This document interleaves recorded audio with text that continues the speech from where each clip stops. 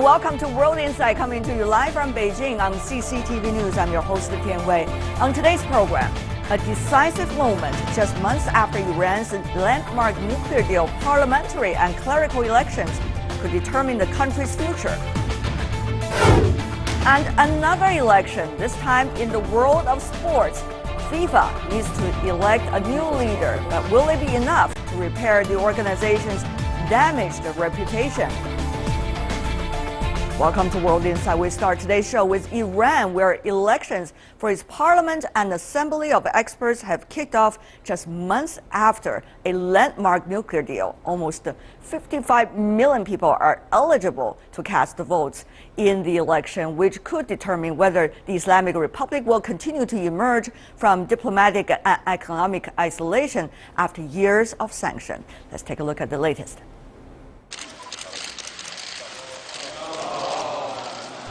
Vital elections in Iran after a nuclear deal with world powers. Iranians began voting across the country today in elections for parliament and the assembly of experts. Elections for Iran's parliament are held every 4 years. This year, nearly 6,300 candidates are competing for 290 seats. The assembly of experts is an analytical, clerical body. About 166 candidates are competing for 88 seats. They will be responsible for monitoring the work of Iran's supreme leader. The current supreme leader, Khamenei, is 76 years old, so the new assembly is expected to play a significant role in choosing his successor, since its members are only elected every 8 years. The elections come at a time of heated competition between reformists and conservatives, after a deal with world powers that lifted economic sanctions against Tehran as part of a nuclear agreement. The incumbent president Hassan Rouhani hopes the elections will secure a friendly parliament that will pave the way for speeding up domestic reforms, and also with an eye towards his presidential re-election bid next year. Some believe it all comes down to the economy. All the government's achievements in the field of foreign policy could go to waste if we do not witness economic progress and prosperity in 2016. But to achieve economic prosperity, the government needs a cooperative parliament, and with these elections, reformists and moderates are trying to create a parliament in line with the government. The outcome of this election is being monitored not only by Iranians but also by other countries around the world. Whatever the outcome, it will determine Iran's future and the country's role in the region and within the international community. For more on Iran's general election, we are joined here in the Beijing studio, Ms. He Wenping from the Chinese Academy of Social Sciences. Welcome, ma'am. Meanwhile, joining us from Tehran in Iran, we have Professor Sadeh Zibakalam, who focuses on Iranian studies at Tehran University. Welcome. And joining us from Washington, D.C. in the U.S., we have Shireen Hunter, who is a research professor at the Georgetown University, who directs a project on reformist Islam funded by Carnegie Corporation of New York. Welcome to the three of you. Well, the election is still going on. We do not know when the result will come out, but Professor Zibakalam, since you are in Tehran, in Iran, help us to understand, what about the turnout? There are different reports suggesting turnout low. Is that true? No, I have visited this morning and this afternoon before I came here several polling stations. Of course, I visited mostly northern Tehran, which is inhabited by middle class, mainly middle class and upper middle class professional Iranian, and the turnout was significant. There were large queues at some polling stations right from early in the morning. So, judging on these polling stations, we can't say that the turnout has been low. If indeed reports coming from other towns and cities across the country suggest that the turnout would be very high. Okay, Ms. Hunter from the U.S., what do you think can we expect from this election? Two elections going on. One is the parliament, the other is clerical council. What can we expect? Well, I think that, we shouldn't expect, there's one thing we shouldn't expect, and that is a parliament that would be dominated, shall we say that, excessively by the reformers or even the moderates, or as President Rouhani keeps saying, the middle of the road, people that are basically have a balanced approach to political issues. But on the other hand, I don't think that the parliament is going to be totally also dominated by conservatives, in a sense that to making it almost impossible for President Rouhani's government to achieve any sort of its program. I think it will be a mixed parliament, something that it will not allow Rouhani to basically do everything that he wants to do, but it will not also paralyze the government. All right, Professor Ziba Kalam, I have to come back to you. You are in Iran. You probably have a better sense than all of us. What Ms. Hunter just mentioned is a very crucial issue. The conservatives vis-a-vis the so-called reformists inside Iran. President Rouhani, of course, at the very beginning of his term, Professor Ziba Kalam, he promised about not only a nuclear deal with the rest of the world, but also more freedom, personal freedom, together with more freedom on the internet as well. So this election, many conceive it as important to the extent as to what the president can deliver for the next few years. Professor Ziba Kalam, what is your analysis? I think that Professor Hunter, Shireen Hunter, is right. The struggle in this election, the fighting in this election, call it the competition in this election, is not mainly between the conservatives and reformists. It's actually between the more conservatives and the less conservative, because the present Majlis, the present Iranian parliament, have been very much dominated by the hardline conservative. They opposed every move that Rouhani made. They even opposed the nuclear deal.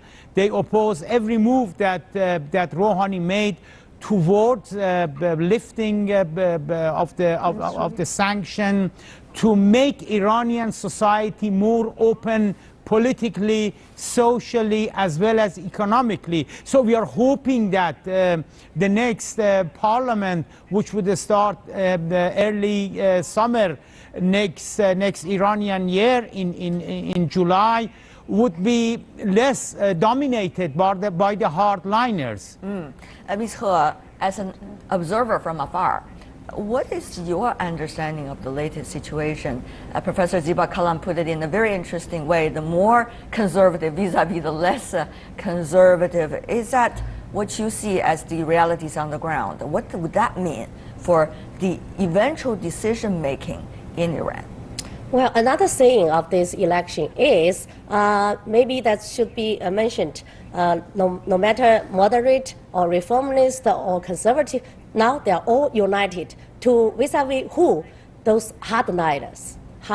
So they are dominated this parliament for the past decades. So that's why our Iranian colleague mentioned, whenever Rouhani put forward some new approach, or like foreign minister, when he made several rounds of negotiation with those Western countries on the sanction issue, and then they will be called upon to the parliament. They will throw a lot of questions to either a foreign minister and the President Rouhani. So I think this election itself is very important in terms of this is the very first one after this nuclear deal has been reached. So it will give a direction saying what kind of road lying ahead for the another half of this presidency term for the President Rouhani. And also the long-term goal is for the next supreme leader, because that's assembly of experts will decide the next supreme leader. So that's guiding for the long-term political future for Iran, for this country. So what kind of road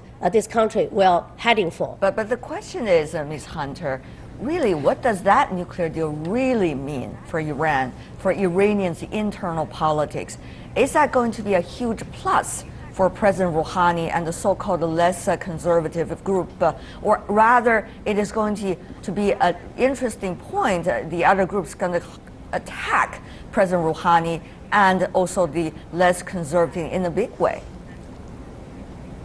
Well, before I answer that, which I would like to answer it, it seems to me that we have to be also very careful not to give Parliament an excessive role in deciding policy in Iran. The Very policy true. in Iran is decided at a different level. Obviously, Supreme Leader is at the top of the pyramid, but there are other elements, whether it is the military in the form of Sepah or other, economic and power groups. And so, that is really where we have to look. I mean, someone mentioned that a lot of the parliamentarians opposed the nuclear deal. That is true, but the nuclear deal was nevertheless passed. So it seems to me that we shouldn't pay really. I don't think that Parliament can be very, annoying at times, but I think that decisions on major economic and foreign policy are taken outside of the Parliament. Now, as how important nuclear deal is. Nuclear deal obviously is very important, partly because, or mainly because, it lifts the sanctions on Iran. But we have to wait and see that actually are all of these sanctions completely lifted. I mean, for example, despite the lifting of sanctions, a lot of the banking operations and so on are not still returned to normal. There is the pivotal role of U.S. still in these things. In other words, if we have, I would say that the American presidential elections are going to be more important in deciding the future of the nuclear deal than the Iranian elections. If we have a president in U.S. that, Congress wants to have sanctions again, or if they don't allow the European banks to deal with Iran. So my feeling is that there's a lot of hype about Iran's elections, but I think that we have really to be very careful and realize that what are the real centers of policy making in Iran. Parliament is important, but not vital. That is a crucial point. Parliament is important, certainly not vital. Even the clerical council, which is supposed to elect and select the successor to the supreme leader, eventually has the role now only select those already being put in as the candidates. Of course, those candidates are being decided outside the clerical council. So those are very interesting and very important details because the devils are in the details. Professor Ziba Kalam, I have to come back to you. Exactly what are we talking about? The real essence that we really need to observe about this election. Or this election is just going to be one of those political process that the country goes through from time to time, and yet it is not going to be the core of the politics. And we cannot even observe about the core of the politics inside the country through this election. Is that true? The situation has been very much according to what you and Professor Shireen Hunter described.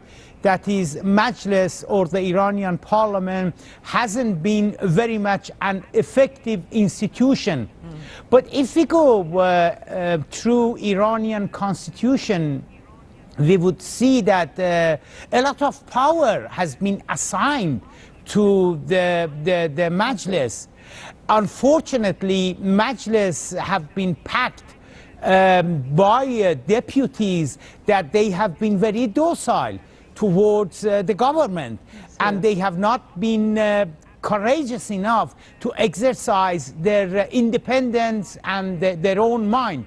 They have looked upon the government, and if the government appears to be in favor of this policy or that policy, they have shifted and they have moved towards that policy. We are hoping that as a result of today's election, we would have at least a dozen, 20, 30, 40 even, of a more independent candidate, a more independent deputies in the parliament, so that they could help to give the power of the parliament back and to bring more independence to the Majlis. Ms. He in Beijing, this is a very important deal, the nuclear deal Iran had with the rest of the world. How much would you think that is an indicator of the internal and international policies Iran has and what Iran aspires to have? I think that is a very crucial question related to what can be and might be the result of this election. Right. All those foreign policy change, and including even domestic policy change, has all started from Rouhani took the office. So his predecessor, we all know that Ahmadinejad is a very hard leader and a very conservative leader. So he made a lot of very those very tough words, such as erasing the Israel from the map, so on and so forth. That make the Iran quite isolated from the international world. But with the Rouhani took the office in the year 2013, and all the picture now beginning to be, I think, brighter for Iran. So with this nuclear deal reached, even though we cannot foresee whether this nuclear deal can be fully implemented or until the last day of this deal, but at least it's a very good start. It's a very good beginning. And it helped the Iranian now to deal with its economic crisis, because with those frozen assets has been already unfrozen, and then they got a lot of investment. So door has been opened. Now, this election of the parliament and the cleric assembly will give another guarantee for this political process, whether it can be continued. We'll see whether that is going to be the case. Ms. Hunter, one of the other crucial questions is, what would the result of this election at least contributing to the answer people want to seek about the relations between the supreme leader and also the president? And also, what would be the vision of this supreme leader and the very core of politics in Iran? From your perspective, how should we look at the possible result? Well, I think that the problem of relationship between supreme leader and president is sort of the inherent to the Iranian system. If you look at the title of it says Islamic Republic. Well, these two terms in many ways are contradictory, because Islamic means essentially a religious foundation for politics, whereas republic is a purely secular concept and means that the rule of the people. So these issues obviously are there. The problem that in Iran has been is that since the 1989, after the death of the Ayatollah Khomeini, basically the supreme leader has had a different vision, a much more conservative vision, but essentially also wanting to retain the system as is, whereas most of the presidents have had, partly by virtue of being president, have had a different vision, and that vision often has been more moderate both Rafsanjani, both Khatami, and even Ahmadinejad. You know, the people have reduced him only to his statements regarding Israel. But if you read more of the things that he had said, in some respects, he departed from the conventional Islamic discourse that has in Iran. So this is an essential thing. It is not just president and supreme leader. It is the two different visions about what is, may I finish, excuse me, the Islamic system and which direction it should go. There are certain groups that want to freeze basically Iran and the system, let's say that during the early times of the revolution. That is not possible. They have to move. But changes means that the interests of different groups are going to be affected. And so this tug of war, I think, is going to continue until, you know, there's a greater consensus that what shape the regime should take. Professor Ziba Kalam, how fast can we expect the so-called change being illustrated by Ms. Hunter, and which group might play a crucial issue? Is this election going to help us understand that? Well, we must, first of all, we must realize that Iran population as a whole is a young population. And what we call after the Islamic Revolution generations, they are reaching into their 30s, into their 40s, and into their 50s. And they really are seeking meaningful and substantial changes, both in political atmosphere of Iran, in social atmosphere of Iran, and the most important of all, as far as the economy is concerned. Iran is confronting, or rather President Rouhani is confronting, with huge economic problems.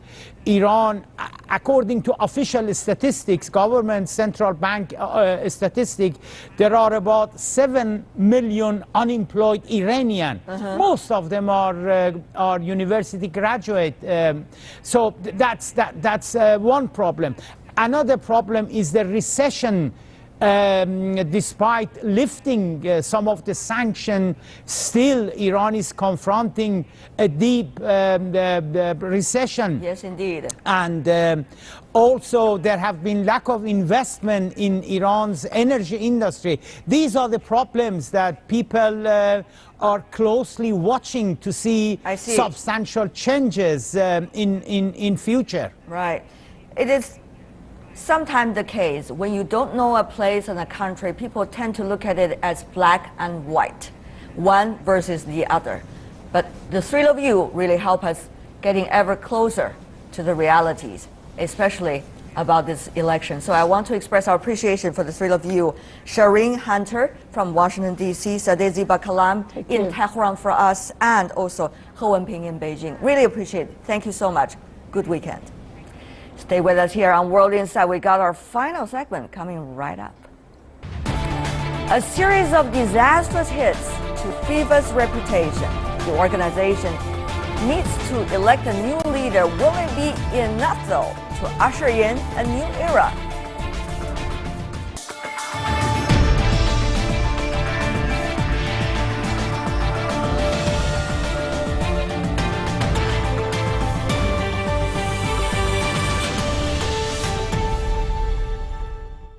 Welcome back. You're watching World Insight on CCTV News. In Zurich, a meeting of FIFA's Special Congress is now underway to elect a new head of the football's governing body. The election marks a new era for FIFA because for the very first time in 17 years, the organization will be led by someone other than Sepp Blatter. The delegates have passed a reform package that will curb the president's powers. However, many doubt that this is truly a solution for FIFA's troubles. We'll be discussing all of this in just a moment, but first, take a look at this background. A new era. We will set up a FIFA that will be more transparent, stronger, and more responsible. FIFA's Special Congress is in the process of voting to elect a new president, with 207 delegates from around the world gathered in Zurich, Switzerland. 209 national football associations under 6 continental confederations are currently affiliated with FIFA. But Kuwait and Indonesia are currently barred from taking part, so that makes 207 eligible voters. There are now 4 candidates running for president after one of the candidates pulled out before the first round vote. Sheikh Salman bin Ibrahim Al Khalifa and Gianni Infantino are the frontrunners. The Bahraini royal has the backing of his own Asian confederation, as well as Africa, and the UEFA's general secretary has strong support in Europe and South America. In the first round of voting, a candidate requires 2/3 of the votes to win outright. If this is not achieved, a second vote takes place in which a simple majority, just over 50%, is needed to win. If this is not achieved, the candidate with the lowest number of votes is eliminated, and another vote is held with the remaining candidates. That process continues until one candidate gains the required simple majority. It is essential that we all gather together behind this winner of this election. I invite you all to support the new president who will have to throw himself into the hard task of restoration of trust through the reforms to come. Given the cloud of scandal surrounding FIFA, this election is seen as a pivotal moment for the organization to start fresh. When the FIFA family had assembled here for the 2015 presidential election, 7 officials had been arrested only 2 days earlier for allegedly buying and selling votes for the host country of the 2010 World Cup. Although Blatter won that election anyway, he stepped down just days later as a result of the arrests. Then last October, Mr. Blatter and UEFA boss Michel Platini were suspended for 90 days for a secret payment of 2 million Swiss francs. They were banned from all football-related activities and yesterday were officially suspended from the sport for 6 years. The delegates are also being asked to agree to a raft of critical governance reforms, which will play a huge part in FIFA's future.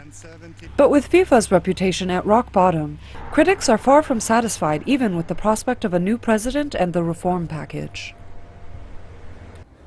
And for more on the ongoing FIFA election, we are joined here in the Beijing studio, Rowan Simons, originally coming from the UK, but been in China for a very long time working on football, chairman of China Club Football. Welcome, sir. Meanwhile, joining us from Zurich, we have Gianni Merlo, who is a journalist from La Gazzetta dello Sport, who is also the president of AIPS, which represents the International Sports Press Association. Welcome to both of you, gentlemen.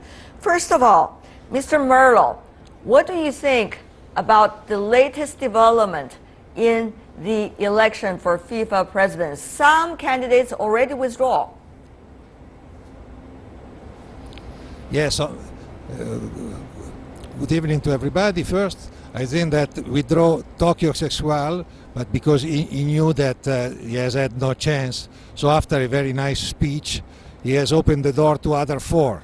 Now the vote is going on and we will know if the first round will elect the president, but it's very difficult that there will be the election at the first round. We will see the second, and after the 2 contenders are in the race now, Sheikh Salman and Infantino. So I think that before 8 o'clock tonight we will know who will be the new FIFA president.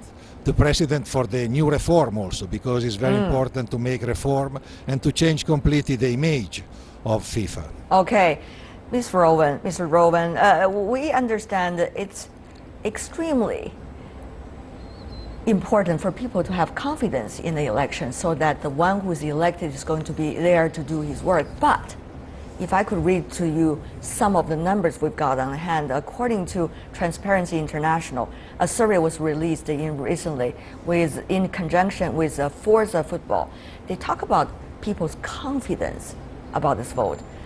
They found 69% of participants don't have confidence in FIFA, with only 19% expressing trust in the organization.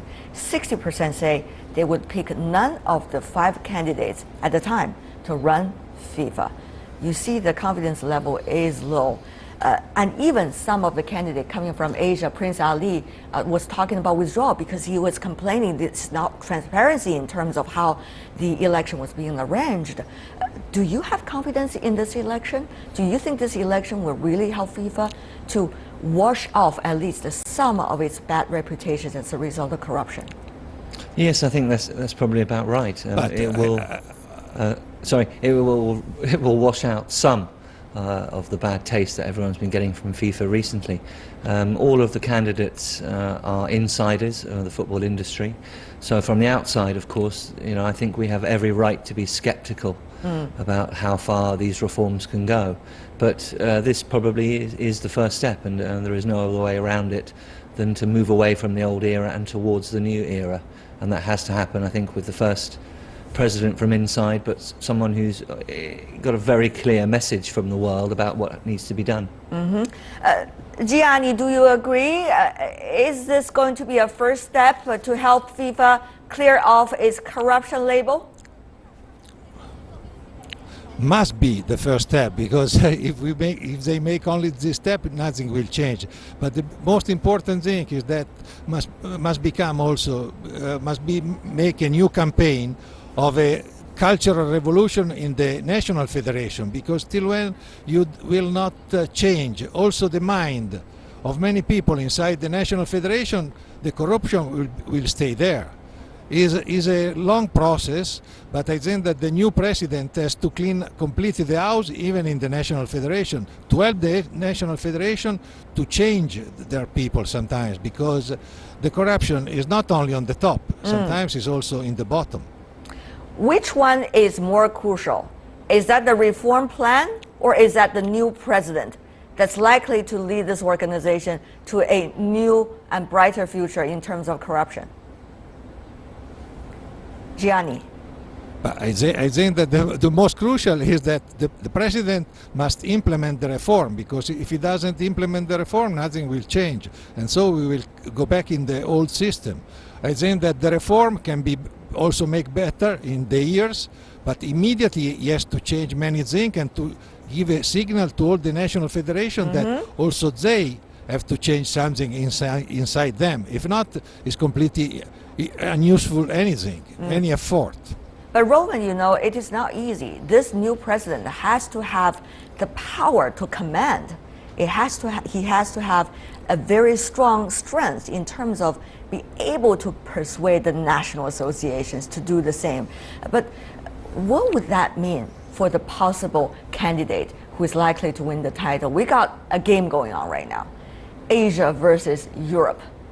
It's already quite a clear picture. So which side do you think might have a bigger power in persuading all of the national associations and really changing the FIFA culture, not continue it in terms of corruption?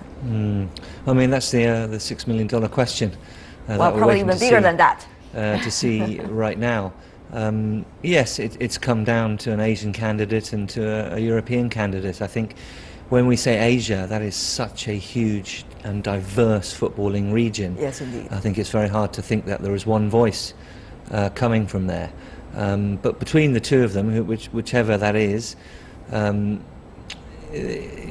job is the same. I mean, it is a fundamental root and branch renewal for FIFA from the beginning. There is nobody, I think, who's sacred there, and everything is up for change. If Europe, Asia is not necessarily going to be the deciding factor in terms of how to clear up the corruption, what about the fairness in terms of the football business and the football associations around the world? Gianni, we understand the previous president of FIFA, Mr. Blatter, even if he's corruptive, however, he done something, which is to bring more developing countries and regions that are not doing well in soccer onto the picture.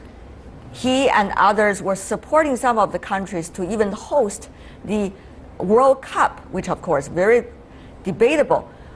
What do you think? Which one should we have in order to make soccer more popular all over the world, not just concentrating inside Europe? But I think that first of all they have to make a teamwork, because it's not sufficient a man to change completely the situation. If you have not a big force, a big team that is for transparency and for a new eve for the football, you will not change anything, because Blatter was strong. But don't forget that if you don't change also the Continental Association, their mind, you will never change anything, because the Continental Association till yesterday they were completely independent by FIFA, and FIFA couldn't control their budget. So the system that was put in place was perfect for corruption. Now the problem is to put in place a system that is not perfect for corruption, and all these people has to work together, because after the fight of today, after they have to begin to work together to create a new system. Because you know there is in the game now, there is not only their life, but there is a huge number of millions of young people that are believing in football as for a better life, because through football they change their life. Right. And how many people are working for sport around the world? Millions. And so if sport fall down. Okay, Sorry, if therefore sport fall down, and therefore, millions Gianni, of people will lose their job. right? And therefore, Gianni, the question is, which one of the candidates might have a bigger power than the others in terms of being able to persuade Continental Association, National Association, and of course FIFA itself to reform? That is the question. So, from your perspective, covering the election and many years covering FIFA, which one might be the best choice? Why? But you know, it's very difficult to tell now, because nobody of them has had the experience, because Blatter was so strong, because he has been here, he has worked for many years inside, before as Secretary General and after as President. Now there are two newcomers that have the different experience in different continental associations. I think that from the point of view of administration, Infantino has, may have the better vision, maybe because he is used to working inside the top confederation. The different is for Sheikh Salman that he has found a solution for Asia, and we have now to see if he has the power to change also the world. You know, we can judge them only after a while. It's impossible to say before. Rowan, therefore, here comes the thing. We cannot judge them at the moment, because we don't know how they're likely to work and how they're likely to command their power. And we cannot even judge where FIFA is going, because the investigations are still going on about some of the very important, even criminal cases against the FIFA authorities and officials. So at this moment, what kind of FIFA are we really looking at? How much hope there is for FIFA, particularly in the next few years? Well, it's going to be a very long process, and Yeah. this is the first step again. So I think whoever wins the presidency takes on a massive, massive job, and no longer will he be doing that job away from the public eye. He's going to be doing it from the start, under the full glare of the media and the millions of people who love football that Gianni talks about. So this is a very, very tough job, and it does involve all the national associations in particular, and those federations. It's not an easy thing. So I think we can't judge now. We can hope that, given how transparent the problems have become, everyone should be very clear about what needs to happen. And so at least the direction must be clear, and the president has to lead that. And how about the question I asked Gianni earlier, that is whether FIFA and the sports of soccer itself is going to be more inclusive or actually more exclusive after this election, because it used to be pretty much a European sport, even though it's popular all over the world, but the European figures seem to dominate this specific body and how the business is being run, including the clubs as well. So what about this election? Is this going to be a sign for us as where is it going in terms of world sports? I'm not sure if that's entirely true, because actually, Europe, although it dominates in many aspects of the game, it doesn't in FIFA. That's one of the positive things. But Europe has a huge role to play. It may be that Infantino produces the best result while knowing he has to open up. But it is votes that count in the end. So the European bloc, I think, is less important than a fundamental, reform of everything that FIFA is meant to stand for. It really is got that bad, and we need to go back to that basic a change. It is really bad, shall we put it just using your word? Yeah, it can't get any worse, so it can only get better. Gianni, if there is going to be a new president of FIFA, first step, do you think this gentleman will have to take? What is it should be about? First of all, he has to fix a very good team that work with him, because it's impossible. It's not only one-man job, and if he is able to select a very good team with many people of high level and that are proven honest people, I think that the work will be easier. Because we cannot believe that only one man can change anything, especially now, especially because everybody has spoken about the corruption inside FIFA. But there is also the other corruption, that the corruption inside FIFA has helped, that is the match fixing, that is the corruption that comes from outside in the sport, that is destroying the sport. So I think that the new president has to be very fast in finding the team, and with many other people helping him to face all the problems that are rising now. All right. Well, what can we say? We love FIFA. We love the soccer, the sport itself. I hope we can make the statement in the near future that we also love FIFA. We hope. For now, thank you so much, gentlemen, helping us to understand what's going on. Gianni Merlo joining us from Zurich, and also Rowan Simons in Beijing. Really appreciate it, gentlemen. Thank you so much. And that's all the time for today. If you'd like to see more of our program, visit our website. Just type in World Insight CCTV News into your search engine. You'll be able to find us, or you can also check out our YouTube channel. From me, Tian Wei, and everyone at World Insight team, thanks for watching. And tune in again next week for more insights from across China and around the world. Good night, and have a great weekend.